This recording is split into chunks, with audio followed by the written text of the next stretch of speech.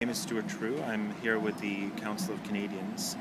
It is a grassroots citizens activist organization with about 70,000 members that is very concerned about the Harper government's climate policies.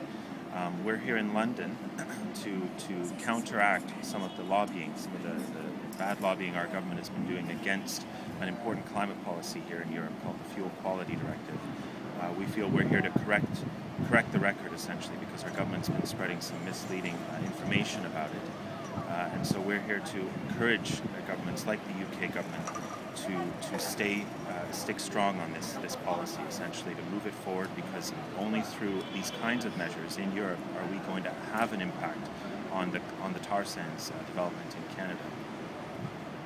Okay, good afternoon. My name is Chief Bill Erasmus. I'm from Yellowknife, which is in northern Canada, and I'm a member of the Dene Nation. I'm the Dene National Chief, and I'm also the Regional Chief of the Assembly of First Nations.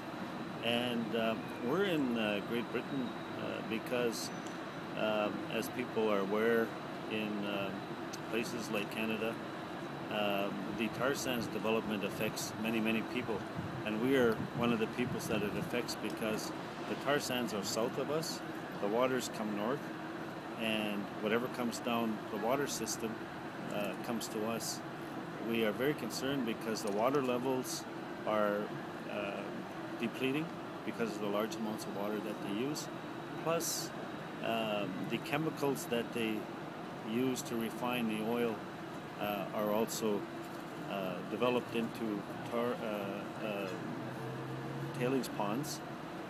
There are hundreds of miles of tailings ponds, and they leach into the environment. So we're directly affected, and we're here to lobby. We're here to convince the European Union that it's a good idea that they're developing, so that people that sell their fossil fuels to the European Union are responsible. And this is not directly related to Canada. But Canada, of course, would have to adhere to the policies and the legislation that is developed. So we're pleased to be here, and we're pleased to have this opportunity to explain that to you. Thank you. That's it, Joe. My name is Hannah McKinnon. I'm the campaign director with Climate Action Network Canada, and we're here in Europe on a lobby-busting tour to give European decision and policymakers another side of the story when it comes to the tar sands. We know they've been subjected to heavy and aggressive lobbying on the behalf of the Canadian government and oil industry to try and undermine really important climate change policies that ultimately are what make Europe a leader when it comes to action on climate change. In Canada, we have a government right now whose sole energy policy is a reckless and unfettered expansion of some of the world's dirtiest oil, the Alberta tar sands.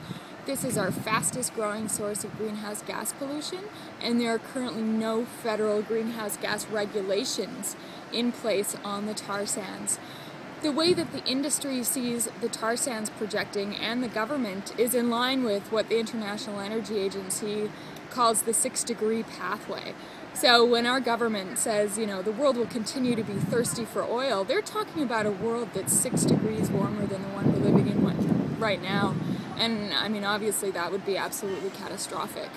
So in addition to failing to do anything at home to take meaningful and serious action on climate change, what we're seeing more and more of is our government coming abroad to Europe or to the United States and lobbying with a public relations campaign riddled with misinformation to try and undermine climate action in these other countries. So we're here to provide a message from civil society, from First Nations, from most of our politicians within our House of Commons, as well as provinces, that Canada hasn't really changed. Canadians haven't changed. We still value our environment. We value the things that our allies tend to look for us for, and this government is misrepresenting us, and we feel that it's critical to give people that other side of the story and know that in the face of dangerous climate change, we don't have time to wait around for laggards like Canada. So let's move forward, and